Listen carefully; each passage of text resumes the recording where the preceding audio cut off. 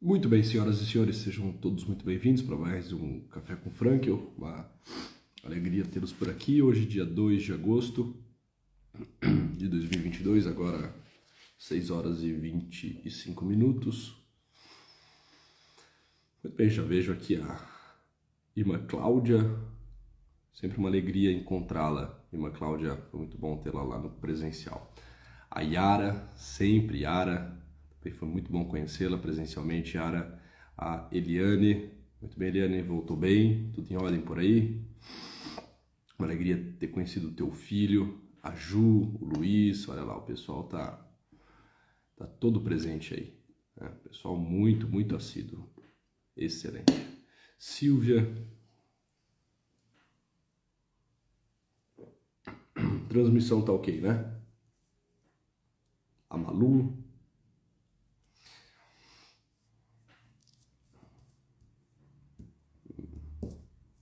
excelente, muito bem, olha. Que alegria reencontrá-los. Não é aquela mesma alegria, né, do encontro presencial, né, mas certamente é sempre uma alegria reencontrar amigos, né, pessoas tão queridas, pessoas que eu estimo tanto. Muito bem.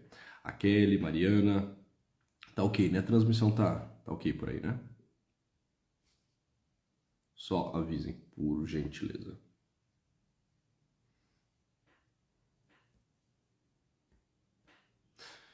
Bom dia, onde eu estarei nesse evento. Fiquei o fim de semana acompanhando os stories. É terrível, né, acompanhar os stories. Vai dando uma inveja, né, terrível, vai dando uma inveja das grandes, né? O pessoal todo animado, divertido, postando vídeo, foto com pavão,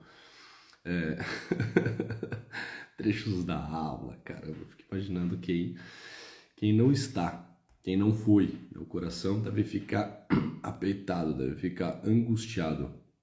Foi um final de semana de transbordamento do coração, tá dizendo a irmã Cláudia. Eu concordo contigo, Cláudia. Né?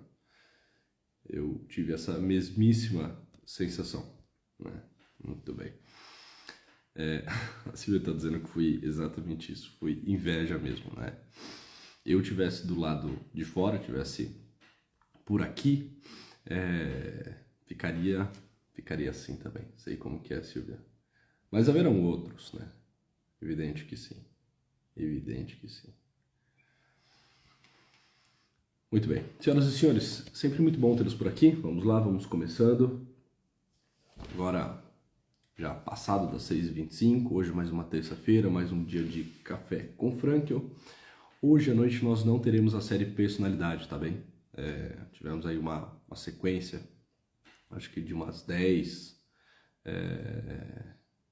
lives sobre personalidades, com 10 convidados, 10 temas diferentes. Nessa terça, dia 2, nós não teremos, tá? Por um motivo muito claro. Eu estava com a cabeça toda no encontro presencial e simplesmente esqueci de pensar num convidado, né, e de preparar a série para essa terça-feira. É simples assim. E aí, para fazer isso agora às pressas, enfim, seria levianidade, né? Seria um descuido e um descaso meu para com essa série que é tão interessante. Então, nós voltamos na próxima terça-feira. Né? Já estou fazendo contato aí com outros professores, outros amigos, para a gente trabalhar tantos outros temas, mas essa terça-feira, começando aqui pelo fim, né, começando pelos avisos, essa terça nós não teremos a série Personalidades. Mas cá estamos para o nosso programa semanal, Café com Frankel, a nossa dose semanal de reflexão, a nossa dose semanal, né, de cafeína espiritual. É isso aí, Luiz. É isso aí. Boa, meu caro. É pavão. Boa. Boa. Foi uma festa. É isso aí. Muito bem. Então, vamos de Café com Frankel. A obra que eu irei usar hoje é a obra A Vontade de Sentido, Conferências Escolhidas sobre a Logoterapia, de autoria do próprio Viktor Frankl. Esse livro está pela editora Auster e chegou recentemente ao Brasil. Né? Chegou recentemente. Eu acho que poucas pessoas tiveram tempo, inclusive, de adquirir, já ter o livro em mãos e lê-lo todo. É um livro belíssimo. Muitos daqueles que estudam logoterapia já conheciam muito bem esse livro, porque nós fazíamos a leitura e o estudo desse livro em espanhol, tá certo? Mas agora nós temos em português, tá? A Vontade de Sentido, que não é o livro Vontade de Sentido, né? Tem o livro Vontade de Sentido, que é um, e tem o livro A Vontade de Sentido, que é outro, e tem como subtítulo esse Conferências Escolhidas sobre Logoterapia. Viktor Frankl, tá bem? Então, só para fazer aqui a devida citação, para que depois aqueles que são mais estudiosos e gostam de anotações e gostam de consultar a obra no seu original e assim por diante, possam saber do que estamos falando e da onde estamos tirando isso que aqui estamos falando, tá bem? Mais especificamente, dentro dessa obra, nós vamos comentar um trecho, uma reflexão de Viktor Frankl que está no capítulo A Transitoriedade do Ser. Esse tema da transitoriedade do ser em Frankl é sempre muito, muito interessante, né? Sempre que Frankl vai falar da efemeridade do tempo, da transitoriedade do ser, da temporalidade, né? Ele sempre nos traz reflexões das mais elevadas, das mais interessantes, das mais profundas, tá certo? Então, são sempre temas que nos impactam, que nos movem, né? Que nos questionam, que nos incomodam. Então, o capítulo A Transitoriedade do Ser. Tá? Nesse capítulo nós encontramos, entre outras coisas, aquela visão de Viktor Frankl acerca do tempo, né? Que ele vai comparar o tempo, presente, passado e futuro como uma ampulheta, né? Enfim. Bom, mas vamos lá. Frankl, antes de entrar no tema, que é o tema do nosso café, tá bem? Ele está falando sobre o tempo, que não só é efêmero, mas também é eterno. Ou seja, existe uma efemeridade e existe uma dimensão de eternidade em absolutamente tudo aquilo que nós fazemos, quer queiramos ou não, quer saibamos disso ou não, tá? Tô com a voz meio comprometida. Eu falei um pouquinho esse final de semana e a voz tá um pouco comprometida. Tá, então, ele vai falar, olha, o tempo não só é efêmero, né? E é evidente que ele é efêmero. Ele é efêmero porque tudo é fugaz. É a reflexão que o Viktor Frankl vai trazer. Grande Gilson, meu caro, bom dia. Tudo é fugaz. E tudo é fugaz porque tudo está fugindo. Está fugindo para onde, Viktor Frankl? Está fugindo para o nada, ele vai dizer. Mas, fugindo para o nada, será Frankl um niilista? Será ele mais um daqueles existencialistas, ateus, niilistas, né, que acreditam que o homem é um ser lançado para o nada, que caminha para o nada, que a vida é essa desgraça, que a vida é essa tragédia? É evidente que não. Ele está dizendo aqui que tudo está fugindo para o nada, e coloca esse nada entre aspas. Por quê? O nada, para Viktor Frankl, nesse sentido, nessa reflexão acerca da transitoriedade, o nada para Viktor Frankl é o futuro. Tudo é fugaz, vai dizer Frankl, porque tudo está fugindo do nada, não para o nada, né? Retirem aí o para, foi um equívoco meu. Tudo é fugaz porque tudo está fugindo do nada da onde? Do nada do futuro, para abrigar-se no existir que se dá no passado. E para Frankl, o futuro, de fato, é esse nada, porque no futuro ainda nada existe. Tá? Esse é o jogo de palavras e essa é a conclusão que Viktor Frankl chega em suas reflexões. O futuro são só possibilidades. O futuro é totalmente incerto. O futuro está em aberto. No futuro não há nada que está concretizado. No futuro não tem nada que esteja já atualizado. Se estivesse atualizado, não seria futuro, já teria passado pelo presente e teria tornado-se passado, né? O futuro é esse nada.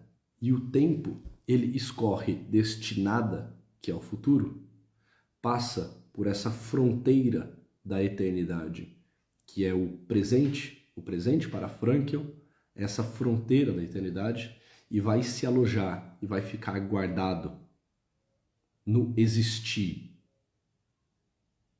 no eterno, que é o passado. O passado é esse celeiro. O passado é esse lugar no qual as coisas que passaram pelo presente ficam todas elas guardadas, registradas, arquivadas, eternizadas, né? Ele vai continuar, né? Como que por um horror ao vazio, um terror diante do nada, todas as coisas estremecem diante do nada do futuro, fugindo desse nada para repousar no passado e na existência. Passando pelo gargalo do presente, passando pelo gargalo do presente, é lá que tudo se acumula, onde tudo espera a redenção.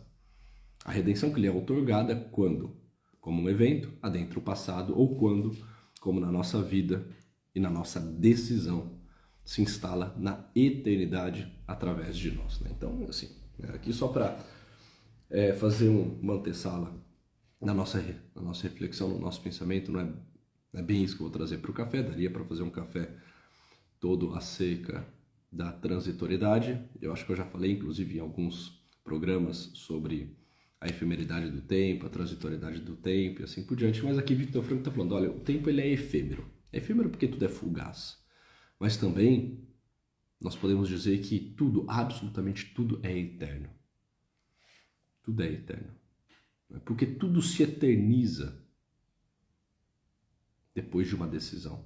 Tudo se torna eterno, tudo se torna para sempre depois que algo foi realizado, depois que algo foi feito. E é por isso que para Viktor Frankl a nossa vivência é sempre tão grave, é pesada, né? Não é uma gravidade e um peso que precisa colocar-nos numa atitude neurótica, senão uma gravidade e um peso que precisa colocar-nos numa atitude atenta, bem desperta. Tá? Mas para Frankl, as coisas não só são efêmeras, como tudo também é eterno. Mas enfim, vamos lá, né? Deixa eu chegar aqui aonde eu quero. Ele vai usar uma analogia muito interessante para explicar duas dinâmicas possíveis que o homem adota frente ao tempo, frente à transitoriedade da vida, frente à gravidade da vida que se dá mediante a efemeridade e a eternidade do tempo. Tá? Então ele vai trazer duas dinâmicas. Ele vai falar, olha, existem algumas pessoas que acreditam que neste mundo nós recebemos como que um manuscrito. Deixa eu ler nas palavras do próprio Viktor Frankl. Vai. Assim não se trata da visão de mundo, segundo um grande filósofo existencialista, de que o mundo, aqui está o ponto, de que o mundo seja um manuscrito com escrita cifrada. Né? Não. O mundo não é um manuscrito que tenhamos que decifrar e não podemos. Ao contrário, o mundo é um registro que temos de ditar. Vamos lá, olha.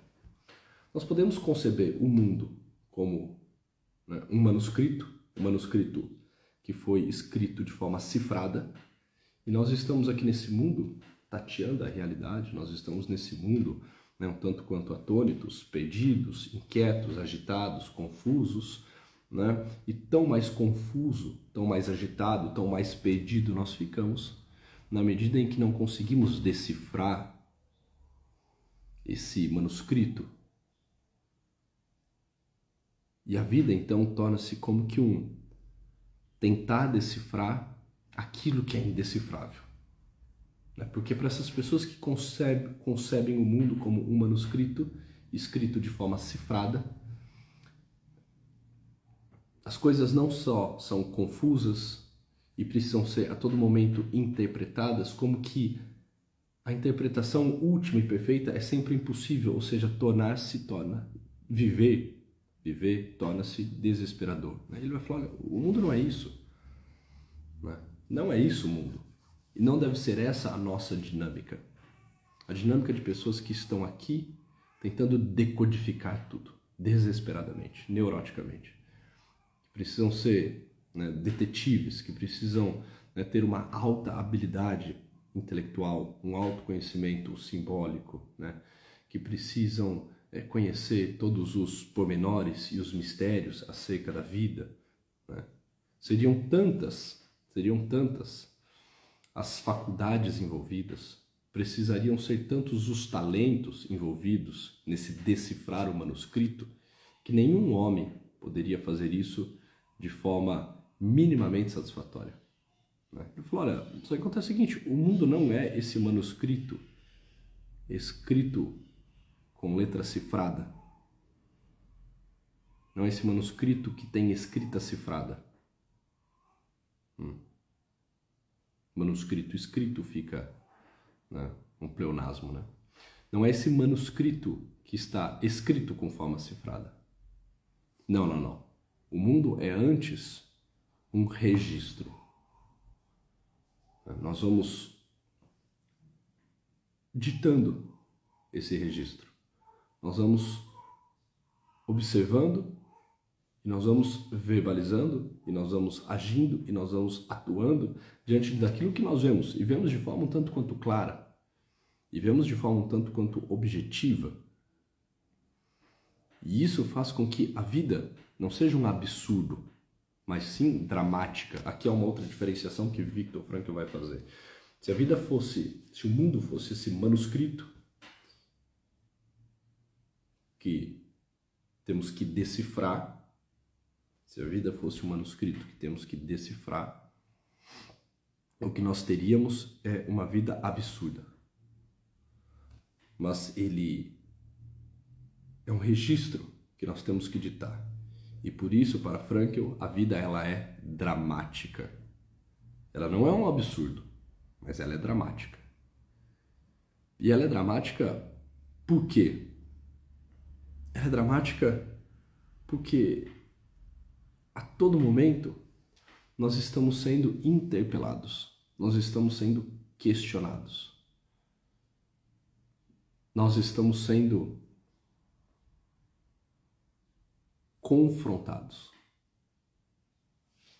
Esse registro, vai continuar, Frankl, é escrito de forma dramática.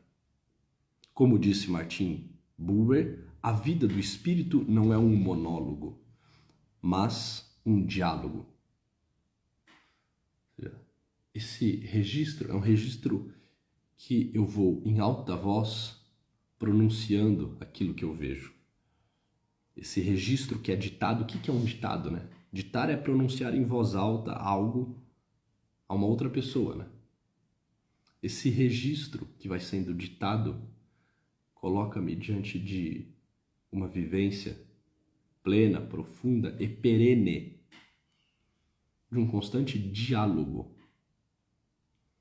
Não é um manuscrito que me coloca diante de um monólogo, eu comigo mesmo, né? E eu diante das letras cifradas tentando loucamente interpretar, né, o absurdo da vida. Não, é um registro que eu vou ditando diante de alguém.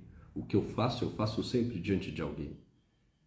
É um registro no qual eu não só pronuncio em alta voz, a partir das minhas ações, aquilo que eu percebo e dou notícias daquilo que eu faço, mas também um diálogo no sentido de me sentir a todo momento interpelado, questionado por um outro que vai me dirigindo perguntas, que vai me fazendo algumas provocações.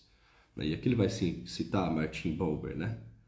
A vida no espírito não é um monólogo, mas um diálogo. E acaso não descobrimos por experiência própria que é a vida quem frequentemente nos faz perguntas? E então não compreendemos, enfim, por que o registro do mundo é dramático? Ele é dramático, vai continuar Frankl, porque ele é o registro da nossa vida. E nossa vida é, em última instância, em última análise, um interrogatório. Constantemente a vida nos pergunta. E constantemente respondemos a ela. Em verdade, a vida é um perguntar e responder.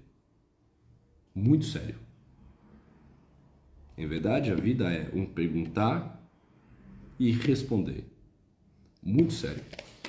Esse é o caráter dramático da vida. Exato, Luiz, é isso aí. Né? Isso é um encontro, né? Falávamos muito da dinâmica do encontro, do que é um encontro nesse final de semana. O Luiz está muito atento aí, colocando a questão do encontro, né? A vida ela é dramática por quê? Porque ela é um registro que eu vou ditando. E eu vou ditando na medida em que eu pronuncio em alta voz aquilo que eu estou vendo, aquilo que eu estou percebendo a um outro. Isso tudo coloca-me diante, né, de uma visão acerca da vida, que é a vida como um interrogatório. Eu vou sendo interrogado. Perguntas que precisam de respostas. Respostas que inevitavelmente são dadas. Né? Não tem como ficar sem responder. Não querer responder já seria uma forma de responder. Né? Uma vida in albis, como vai dizer Machado, né? Machado de Assis. Uma vida em branco é uma vida de alguém que respondeu. Respondeu o quê? Né? Respondeu de forma leviana, respondeu de forma ridícula, né? Respondeu de forma inautêntica, mas respondeu. Uma página em branco não deixa de ser uma história que, de algum modo, foi contada. Né? Conta o quê? Conta sobre a ausência, conta, né, uma vida relapsa, conta uma vida desatenta, sei lá, conta muitas coisas, mas até o não responder é uma resposta. Espera só um segundo, tá aberto aqui. Até não responder é uma resposta. Tá certo? Então, assim, a vida vai nos questionando, a vida vai nos interrogando. E nós, obrigatoriamente, respondemos. E nós, obrigatoriamente, respondemos. E é interessante que, uma vez tendo respondido, nada mais pode ser mudado. Todo o registro que nós vamos fazendo do mundo, essa é a visão de Frankl também, né? Todo o registro que nós vamos fazendo do mundo é um registro irrevogável. Mas não só irrevogável, senão também irreparável. Ou seja, não se apaga, mas também não se recupera. Você registrou, está registrado, acabou. Ninguém apaga, ninguém tira. Não tem como. Quando os teus atos, quando a tua vida, quando os acontecimentos passaram pela fronteira da eternidade e se alojaram no passado, pronto, tudo está eternizado. Tudo está eternizado. Puxa, Luiz Henrique, que pesado isso tudo que você está dizendo, não? Mas, e, por exemplo, o perdão, né? Uma pessoa, ela não pode receber um perdão, inclusive hoje é dia 2 de agosto, né? Hoje é dia do perdão de Porciúncula, né? Hoje é um dia, assim, que todos nós precisamos meditar acerca disso, né? Não só dos nossos atos, mas também da possibilidade do perdão, né? Hoje é um dia de alcançarmos indulgências plenárias, assim por diante. Poxa, mas o perdão não seria uma forma, né, de mudar o passado? Olha, depende do que você quer dizer com mudar o passado, porque o passado ele está eternizado. Eu não posso mais não ter feito o que eu fiz. Eu não posso mais não ter feito o que eu fiz. E eu não posso não ter feito daquele modo. E eu não posso ter feito outra coisa que não aquilo que eu fiz.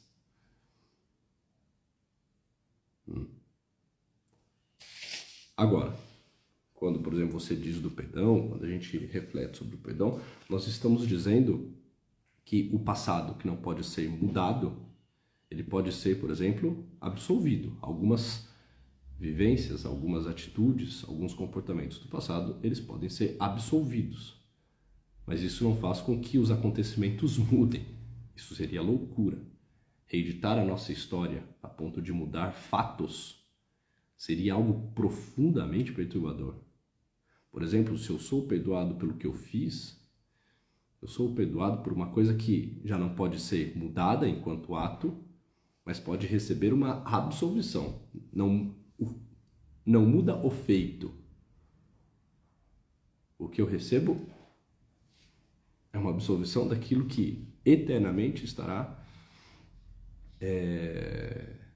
armazenado, guardado, tal como num celeiro, vai dizer Viktor Frankl, no meu passado. Tá bem?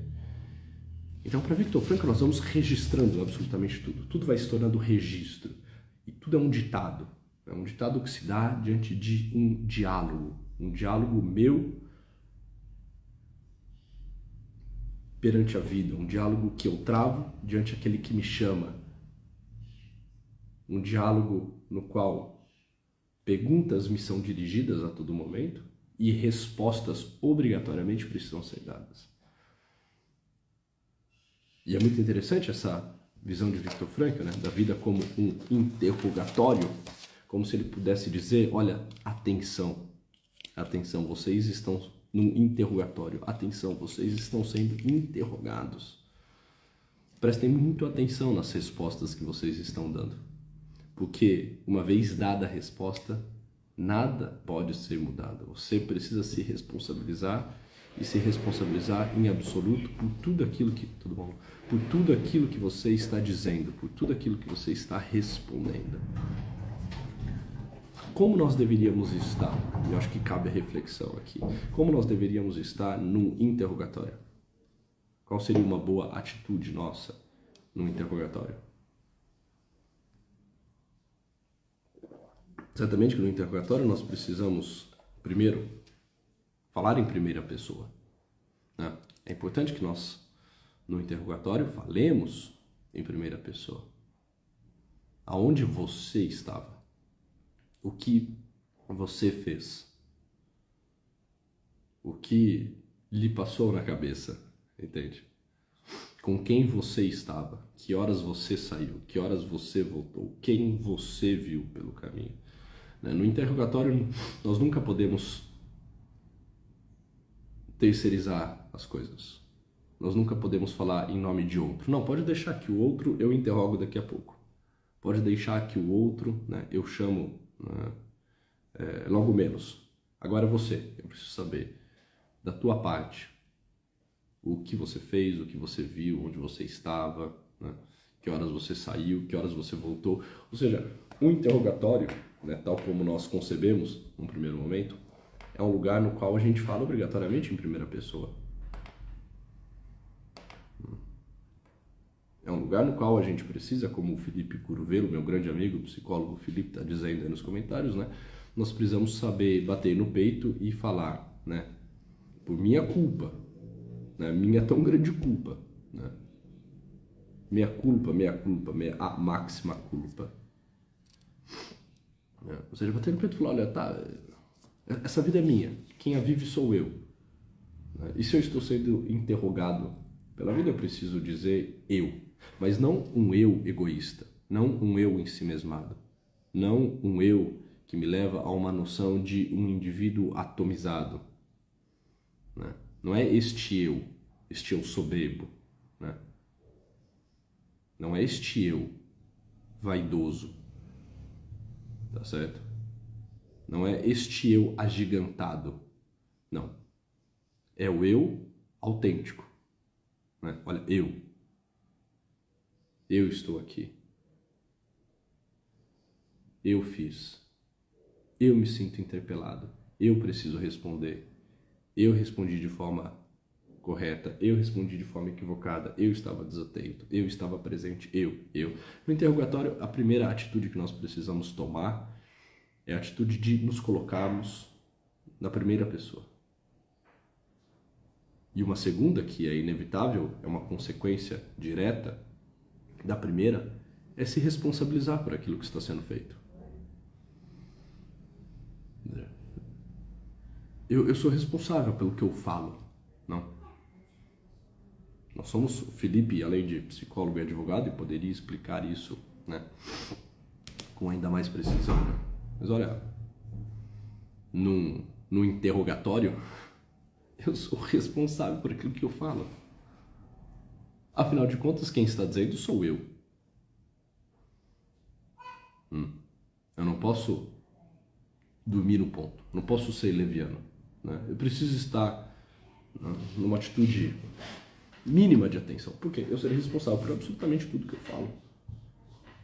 Ou seja, viver autenticamente e se responsabilizar por aquilo que se faz são notas propriamente humanas, de pessoas que entendem que a vida ela é efêmera, porque tudo, de alguma forma, está fugindo do nada, do futuro, para abrigar-se no existir do passado, como falávamos no começo, e que, exatamente por ser efêmero, e tudo passa por esse gargalo, né, que é a fronteira da eternidade, que é o presente, tudo também torna-se eterno. E nada pode ser mudado. E se é assim, existe o peso. Um peso, repito, porque esse é um ponto que leva muitos a uma vida trágica, tá? Uma vida perturbada, né? Uma gravidade e uma tensão, senhoras e senhores, que não pode ser vivida de forma neurótica, né? Como o Frankl vai colocar, né? A partir de hiperreflexões, né? Hiperintenções e assim por diante. Não. É uma gravidade e um peso que precisa me lembrar quem eu sou e quem me interroga. E aqui nós poderíamos dizer, né? O peso advém do fato de nós termos claro que não só nós estamos no interrogatório, mas que nesse interrogatório nós estamos diante do amor.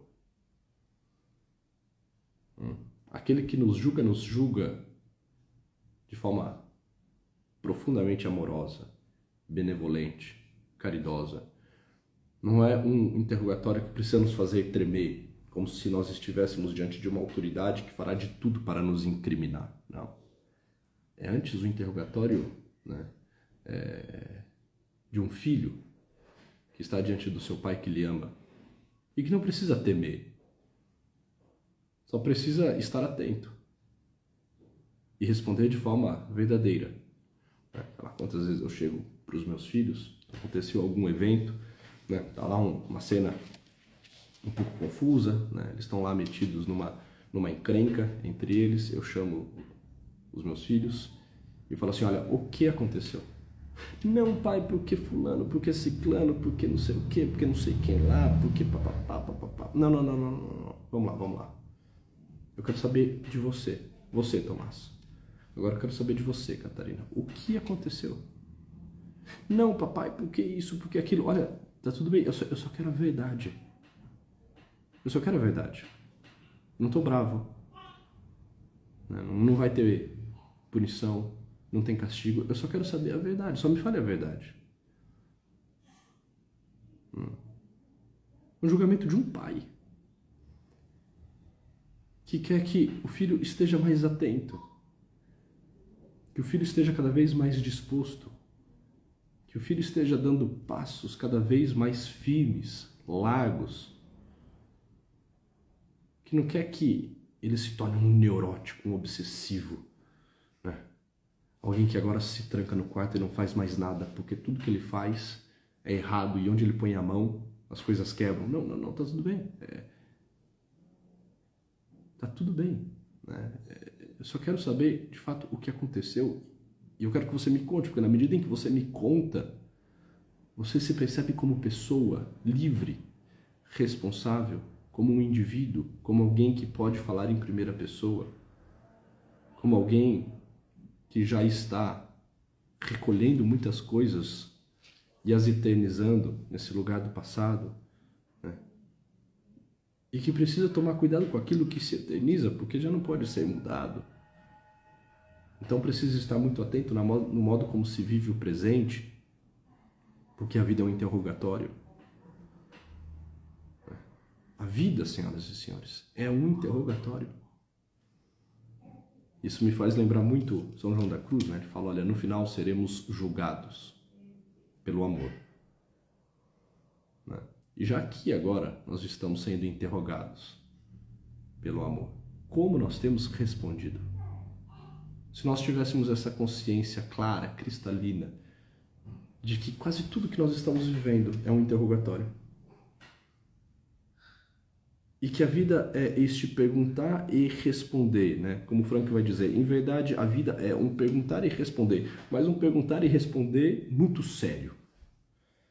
Muito sério por quê? Porque as coisas estão se eternizando. Muito sério por quê? Porque as coisas não voltam, porque tudo é efêmero.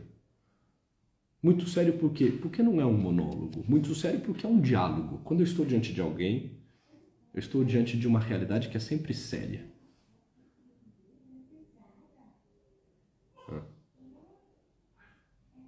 Muito sério por quê? Porque a vida é dramática. Ela não é absurda, mas ela é dramática. E que bom que há uma dramaticidade na vida, porque isso nos dá intensidade, isso nos dá, deixa eu ver que oração, atenção. Isso faz com que nós tenhamos a atenção necessária para, de fato, cumprirmos com os nossos deveres e caminharmos em direção àquilo que devemos ser para o outro, neste mundo, né? E assim por diante. É muito sério. Isso é um interrogatório.